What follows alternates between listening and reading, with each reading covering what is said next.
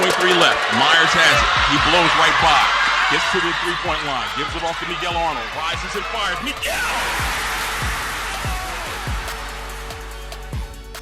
Welcome to the Dip Mitra Show. The last time we were here, Augusta had lost a home game to USC Aiken, kind of gotten behind the 8 ball in the Peach Belt Conference race a little bit.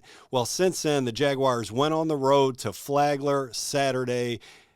Blowout victory, kind of the best game of the season when it comes to scoring points and pulling away from a team. And then last night, Wednesday night, at North Georgia, number 19 North Georgia hosting number 20 Augusta. First place in the Peach Belt Conference on the line. Augusta wins 72-71 in the wildest finish you're going to see. Coach, let's pick it up there. This is, of course, Dip Mitras, the star of the show, 19-year head coach. Let's pick it up with that 72-71 victory. The final 2.5 seconds.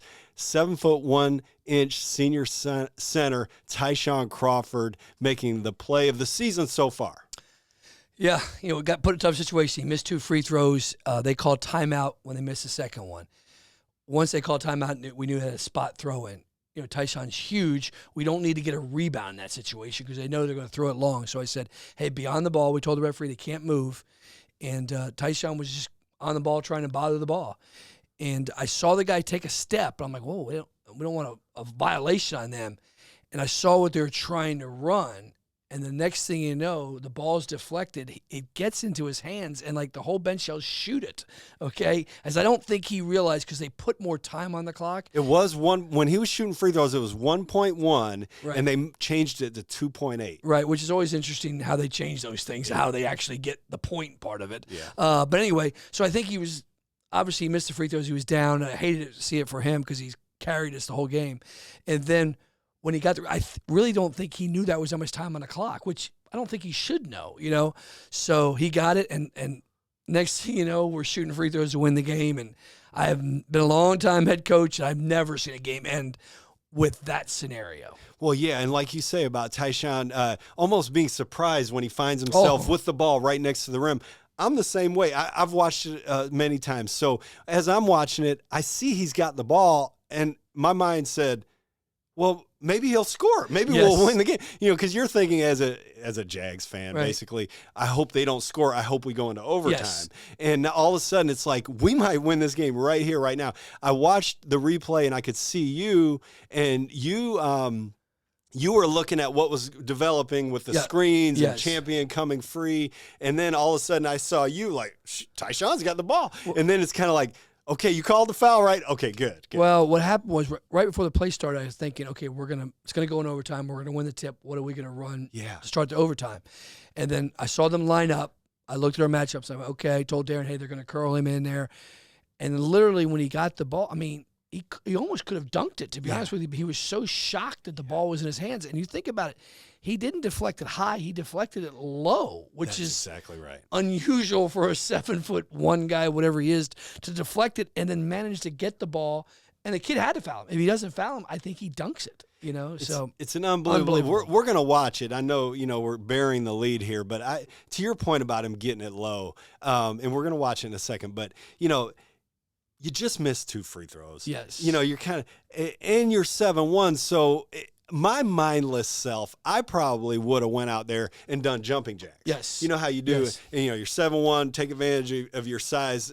But he's mirroring the ball like you would teach a 9-year-old in a clinic. Yes. He's mirroring the ball, and he deflects it. Let's watch it. We'll come back to it. Nobody's ever seen a play like this to end the game. 2.5 seconds. Number 19 North Georgia inbounding with a tie ball game against number 20 Augusta in a key Peach Belt Conference matchup. Will be the Roadrunner. Bounce pass taken away by Crawford. Oh my Lord. Will be the Roadrunner. Bounce pass taken away by Crawford. Oh my Lord. And the unbelievable is it's up, it's good. Yeah, I mean, he always wants to be short anyway. Like in guard drills, he's always messing around.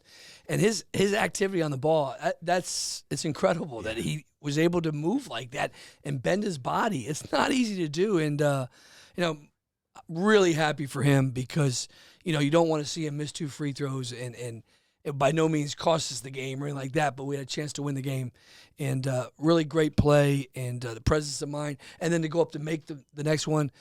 And then we probably overcoached. We told him to miss the second one. We probably should have just told him to shoot it, But in that situation with 0.5, the ball bounces off the rim, the game's over for all practical purposes. So, no, it was a phenomenal win, especially with the implications of possibly winning ourselves a regular season title or put ourselves in position to win a regular season title. Is a great play for him. Great. Magnitude of the game you mentioned. So with that win, Augusta goes to 13-4 in Peach Belt Conference play. North Georgia falls to 13-4 in Peach Belt Conference play. Augusta has swept North Georgia, so they win the tiebreaker versus North Georgia.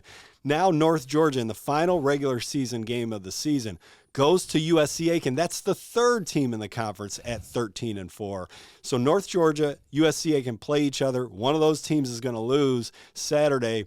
Augusta hosts Clayton State in a homecoming game Saturday. So, the results of those 2 games will determine who is the regular season champion, and the regular season champion will host the Peach Belt Conference tournament next weekend. So it's been a solid month of those 3 teams that I just mentioned, plus Lander and Young Harris, just being locked in about a 1 to 2 game differential between 3 to 5 teams. It's just basically a month-long conference tournament, if you will. Yeah, it has been. At one point I remember saying 3 losses will win our league, and possibly 4. I remember kind of looking at it midway through. I go, it's going to be one of those years that if we have 3 losses, we'll win the league. If we have 4, we could possibly win it. And that's exactly where we have a possible chance to win the regular season title. And it's been every Wednesday, Saturday, and we kind of knew it was coming to this. And I remember a couple weeks ago looking at it going, man, this game at North Georgia is going to be big. And very fortunate to come out with a win, and more importantly, put ourselves in a position on Saturday to close out these 4 seniors' career. Tyshaun Crawford led the team last night with 26 points and the game winner. Tyree Meyers, the point guard, all-time assist leader in the conference and for the school, had 15 points to be the 2nd leading scorer. In Saturday's win over Flagler, Tyree had 11 assists. Darren Lucas White last night, I believe Darren had 8 points last night, but 8 rebounds. 8 rebounds, and Darren had 11 points and 12 rebounds at Flagler Saturday. And Miguel Arnold, 3rd leading scorer in the conference. Tyshaun's the leading scorer in the conference. Miguel Arnold had, he didn't have one of his typical high-scoring games last night, but he had a game Saturday at Flagler that, just one for the ages. So all 4 of those seniors are being honored. They've all got decorated winning pedigree, and they're all playing great basketball when you need them the most. Like with Darren, we didn't start him the last 2 games. I went to him and said, we need to cut your minutes down. And the only way to cut his minutes down is probably not start him. And we gave Meach, and ironically, Meach scores the first bucket of every game, it seems like. And it was just a matter of getting our rotations a little bit better. We started Meach early in the year, and because of injuries, we could never do that. So I go to Darren, and he's like, Coach, whatever it takes to win. I don't really care. Yeah. And, he's important for us closing the game because of his, he made a big drive to put us up one of those times. He did. Now, that play was called for him, right? Is that money? No, we were just kind of, we ran something we call 5, which is basic 5 passes before we shoot. Okay. And we were doing that just to spread the floor a little bit because everything was getting crowded for Tyshaun, and told the guys after the 5th pass, look to make a play, screen for Miguel, drive it, and Darren made a huge drive. But so that's the type of guy Darren is. He just Coach, whatever it takes to win. And Tyree came over to a North Georgia game. He goes, hey, I'm going to shoot that next one. I go, go ahead and shoot it. You're going to make it. I believe in you. And the play, Kirby made a great play. I'm sure we'll show. We ran chop, which is the play we run to beat Queens. Yeah. And Tyshaun and Kirby are both going to the glass. And Kirby catches it. So another special group, and very fortunate. They're all quite unique in their own personalities, and like I said, Miguel's been here 6 years, Tyree and Darren have been here 5 years, and Tyshaun's been here 4, which feels like 10 sometimes. No, it's been great. It really has. Remind me to come back to that Kirby tip dunk from last night. But staying on the seniors, you talked about Darren, whatever it takes to win, Coach. Tyree struggled against USC Aiken at home and then goes to Flagler, struggles a little bit in the first half, and then something really clicked with him. I could just kind of tell from afar. He makes a step back, long two, and then gets the bucket, scores, ends up with 11 assists, and then he just played great last night. I noticed when you talk about whatever it takes to win, tough call on North Georgia last night, flop call, which in college basketball I've learned is a technical now. Yes. And so about 1 minute, 8 seconds to go, and we're shooting a technical foul shot. Miguel goes to the line. I could tell Tyree, and he had a conversation. Miguel says, "Take it, Tyree," and Tyree steps up and swishes the free throw. Yeah, in the Flagler game, I lit into Tyree pretty hard because he took a terrible Pull-up shot. three on delayed transition. I saw Yeah, that. I mean, he doesn't take those. And I really laid into him hard. I said, man, you're way too good of a player to do that. And he was really struggling. He was struggling probably the last 3 games. And I got on him pretty hard, but man, he came in and it's almost like that took him off. He probably was like, hell with you to me, which is fine because he's been struggling, got his mind off of that. And then he was really good assists, and then huge yesterday. So no, he's back to being the closer. I knew he was going to do it. You don't panic, You stick with the guys that you brought to the dance, man. Like these guys have carried us. And I remember with about 8 minutes to go, I turned to Zach and Lenny and go, all right, these 6 guys are close in the game. With Kirby and Vitti kind of rotating that spot at foul trouble. But really proud of the fact that he was able to bounce back from tough games. Yeah, and Tyree coming up big last night with the 15 points. Last night's game. The intensity about it, when it comes on the broadcast, I'm watching from Augusta. The North Georgia announcers are saying, that North Georgia hasn't been in this position, maybe in their memories or whatever, and so huge game, late February, huge implications, big crowd, and you guys get up 7-3. And they quickly get a bucket and reduce it to a 1-possession game. Well, for the next 29 minutes until the 10-minute mark, it was a 1-possession game. It was either a 2-point lead or a 3-point lead for whichever team happened to be in the lead at any given time. All the way to the 10-minute mark. They go up 51-47. Augusta scores 6 straight points, a 3 from David Vitti. Miguel Arnold makes just a slight move towards the basket, draws a ton of help. Dishes to David. David cuts it to 1 with the 3, and then Tyree had a big possession, kind of denying a handoff to AJ White, makes them basically rush a shot at the end of the shot clock. And then there's kind of like one of those situations where there's 2 timeouts in a row, and off the second timeout is when you guys draw up something to get Tyshaun a 3-point play. Yep. So we go from down 4 to up 2 in about 13 seconds of maybe 45 seconds of elapsed game time. Well, after that, we took a 5-point lead at some point. We took a 4-point lead at some point, but those were like for a brief second. And other than that, it was back down to a 1-possession game. It was basically 40 minutes of 1-possession basketball. It was, and give a lot of credit to North Georgia. They threw a great punch at us, and I told our team the other day in practice, I said 2 things. One, when we got up 68-66 against Aiken, we celebrated too much. I said, man, we've been here before. Don't we got too excited. And then the other thing is, in a weird way, I heard this, the teams that have the most success this time of year are having fun, okay? So against Flagler, we were having fun. We were getting on transition. It was a completely different game against North Georgia. But the raw emotion from guys, Tyshaun getting a 3-point play, or Darren make a great drive, or one time Tyshaun dove on a loose ball for a tie-up to give us a timeout. Darren had some huge steals.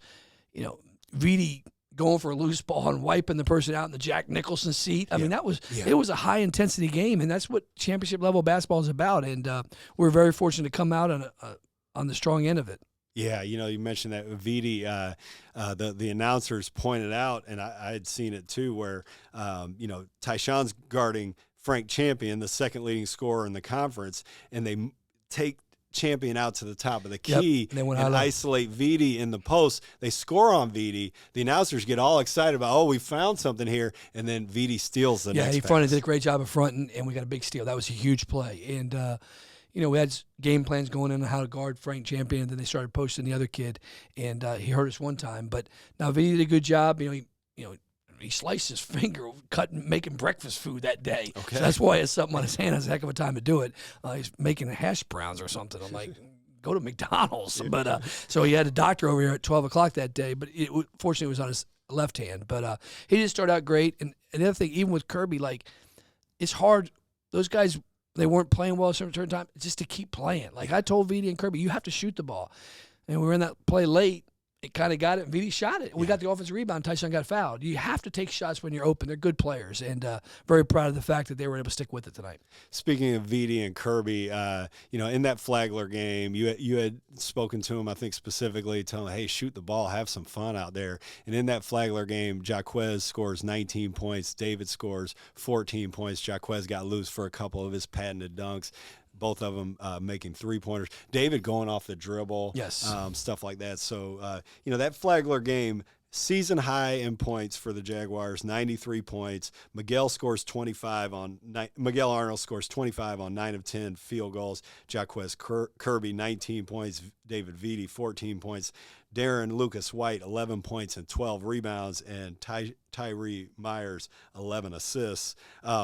Tyshaun Crawford only 7 points in that game, fouls out, hampered with foul trouble the entire game. So he scored 93 points in a game that Tyshaun is basically unavailable for, setting up last night's big win. And just to finalize last night, before Tyshaun's heroic play, Jaguars are down to 70-69 with 43 seconds to go.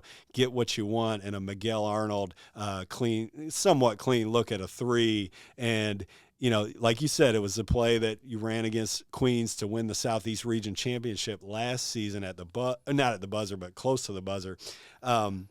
I remember after that, you said that when Miguel let it go last year, what you're looking at is our guys crashing. Yep. We need to crash, and we'll watch it here. But when we put it up on the screen, watch Jaqueze Kirby. He's roughly on the left wing behind the three-point line. When the shot releases, he could have easily not crashed. And the way you'll he see did. Tyshaun does too. I think Tyshaun was trying to get a tip dunk too. So no, they both did. Yeah, great job. Yeah. So we'll watch Jaqueze. This clip right here, what it'll be is it'll show Augusta going up, and it'll also show right after Jaqueze tip dunks that you call an immediate timeout and you huddle the guys at out near the top of the key. Everybody's got their arm around each other. So when we come back, I'm going to ask you, what do you say to the team? You're up 1 with 40 seconds to go. What do you say to the team? And you actually, in my opinion, had a great defensive possession after that. Sure did. So what do you say? What did you see from the defensive possession after that? Miguel Arnold, three-pointer up, and it is no good. Oh, and that should be a technical foul hanging on the rim. I don't see a technical there as much as displacing the defensive rebounder. Goodness gracious. The bucket goes for Kirby, and it's 71-70. You're right. They were both on that rebound. Yeah, they were both on the rebound. And I remember we've made a little tweak defensively for the basketball people. We're real help-oriented. And right before the Flagler game, I say, listen, guard your guy and use your instincts off the ball, which is a dangerous thing to do, okay? But almost unleashed our guys a little bit defensively. Okay, Kirby, if you can block it, go block it. Miguel, if you're not there, go back to your guy. And it hurt us a couple of possessions. So I remember telling him, hey, listen, you got to guard your guy. They were getting some ball screen stuff and involving switches. And, just stay true to your principles, but don't be afraid to go make a play on the ball. And sometimes that hurts you, but I think it's made us more aggressive in our help. We were relying too much on help when we're playing defense, and that little tweak's helped us the last couple of games, and hopefully keep continuing to do that. Bounce pass to Champion. Works to the right side. Champion dribbles in. The pass to Giancarlo. AJ in the corner. Billups. Three-pointers up. It is short. No good. Rebound Champion with 19 to go. The pass. Shedenhelm drives. And a blocking foul sends him to the line. Goodness gracious. I feel a little relieved that we're getting to the free throw line after that. The announcer makes the point. They end up getting to the free throw line on a questionable block call. Yes. Probably more. That would be called a makeup call, I think. I Yes, think so. yes. Yeah. A questionable block call. They end up getting to the free throw line, tying it up, setting up Tyshaun Crawford's heroic finish. But the defensive possession was one of those that you love as a coach. The possession before, Tyree drew a charge, but he didn't fall. Okay, and Tyree doesn't like falling on charges. But if he'd have fell, maybe a couple of possessions before that, we would have got a charge call. Then the next one, the guy kind of pushed off on Kirby, but it was one of those last second, referees just make a call on it. So no, our whole point was guard your guy. If you can't guard your guy, you're going to come out of the game. What guys? We at Flagler game, Kirby got beat by a guy he shouldn't got beat. So I'm coming out as I got beat. Absolutely. And he was tired, but still to get a little more accountability on the ball defense. Yeah. To that point about the defense and I think I saw Frank Champion, the second leading scorer in the conference. Great player. I think I saw he had 7 turnovers yesterday. He did, and he didn't have many assists. What people don't realize is that he's second in our league in assists. Yeah, okay. Behind Tyree. So, you want to double him, but he's a really good passer. Our hands are active. He's a spin dribble guy a little bit, so a couple times our guys got swipes and got their hands on the basketball. And then a couple times just been good, solid fundamental, just put 2 hands up and make them shoot over top of you. It's a tough matchup for Tyshaun, but he was the only one not in foul trouble, so we put him on Tyshaun on him for about a 4-minute stretch, and then we wanted Kirby and Vitti to guard him. Yep. Well, I know, we've touched on it a little bit, but let's just end with one more time. Just to set things up, this Saturday, Clayton State, 3:30 p.m., homecoming game. The 4 seniors who have been just Augusta University basketball, they are the absolute face. They're almost the logo for Augusta University basketball. Now, the North Georgia commentators were talking about it last night. They're saying, I can't wait till these guys are gone. Yeah. And so those 4 seniors, Tyree, Meyers, Miguel Arnold, Darren Lucas White, and Tyshaun Crawford will play their final regular season home game. They'll be honored before the game. Their families will be there.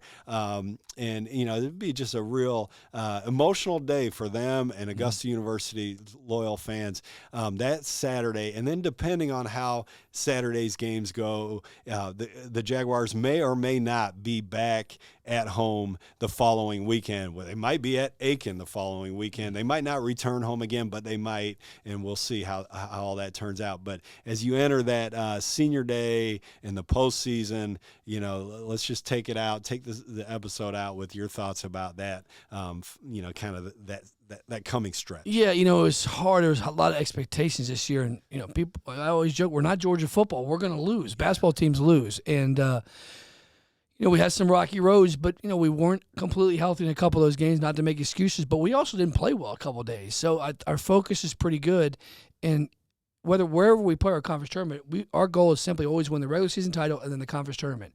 The first regional poll came out, and we're second in the region. People are like, oh, why are you so high? Well, we went on the road and played Catawba and Newberry. People forget Virginia Union were good teams. That's a great point. Let me say that too. So that one, the Southeast region poll is out. There's 8 teams. The top 8 teams in the Southeast region will go to the NCAA tournament. We're ranked number 2 in that poll. Before yesterday's win, UNC Pembroke's ranked number 1. 5 of the 8 teams are from the Peach Belt Conference. And to your point, you've won at Catawba, who's another one of those 8 teams. You played at Virginia Union. They're one of the 8 teams in their region. Yep. So the schedule's been tough. Pick it up where you left off with, hey, people say we're yeah, winning's hard, man. Winning's hard. So therefore, we overscheduled a little bit this year, and but our guys wanted that. They wanted to play Catawba because they had lost to them early in their career. We went to Newberry, and Newberry's ranked in the region. So we have an enormous amount of wins or games against the regionally ranked teams. Our league has been brutal this year. And if you look at it, there's 5 teams in the top 8 from our league, and all of them deserve it. So, you want to be hardened up and you want to be ready to play in the postseason. But the most important thing is it's hard. Like, you got to be able to focus on it. And I'm, like I said, proud of our guys. There was a nice sense of excitement in the locker room, and today when we gathered for practice, we got to focus on, hey, let's beat Clayton. The win against Clayton counts just as much as the one against North Georgia. One thing about Division II basketball, every game matters. Like, it's not Division I where you see all this grid stuff. There's a spreadsheet, there's a formula, and right now us in Pembroke are battling to host a regional tournament. We have to take care of business on Saturday and take care of business at the conference tournament, and Lincoln Memorial's not too far behind. So, sometimes when you're fed of a program, you focus. Well, I mean, Aiken lost to Georgia Southwestern too in Flagler. It's hard to win all your games, and we just want to be able to play basketball at a premium this late in the year, and hopefully in front of our home fans as much as we can.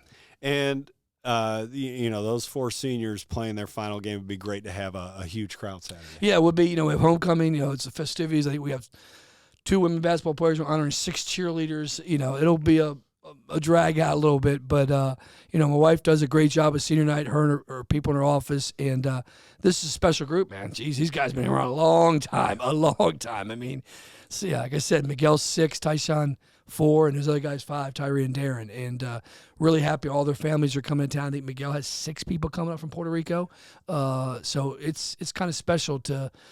If I'm correct, Miguel's first year here for education game, his mom came in town and his dad and maybe one other person, but this time he's got a whole crew coming in. So it's special. It's a special group, and we want to let them come out as winners. Are those 4 guys enjoying themselves as we, it's been a month of such intense basketball, and it's just going to continue. Are they enjoying the ride? Yeah, I think so. They're all good friends. I mean, obviously different. Their friendships are different. Darren and Tyree have been tight since their freshman year. Miguel was roommates with Troy Cracknell, and Troy's over in England. So Tyshaun came in later in the mix, but they've all kind of lived together or in the same apartment at some point in their career. And, when you're together so long, it's almost like having a little brother, or little sister. There's going to be arguments, but for the most part, they've been, they've been a joy to coach. They're really good players. You got whatever they are, 1,000-point scores and all the wins they've had, and really all of them have improved tremendously in their career. And like I said, it's nice to have a special senior class, and you want them to go out as winners. Yeah. Okay, well, don't miss Augusta's homecoming game, 3:30 p.m. Saturday against Clayton State. That's Saturday, February 25th. Yep. And then stay tuned for finding out when the following Thursday, Friday, Sunday, hopefully if the team wins Thursday, Friday, and advances to Sunday, whether that Peach Belt Conference Tournament, March 2nd, 3rd, and 5th will be held at Augusta University or USC Aiken. I don't think there's a third option. I don't think so. Figure things. Yeah, I'm not good at scenarios. Yeah, I think there's only 2 options there, and there actually probably would be. So forget I said that. Thank you to Get Up Productions, getupproductions.com for producing this show and editing it and hosting it and all that good stuff. At getup.productions is how you find them on Instagram, and AugustaJags.com and at AugustaJags on social media is how you can really lock in and follow the men's basketball team and the women as well. So thanks for joining us for the Dick Mitra Show. 8.3 left. Meyers has it. He blows right by. Gets to the three-point line. Gives it off to Miguel Arnold. Rises and fires. Miguel!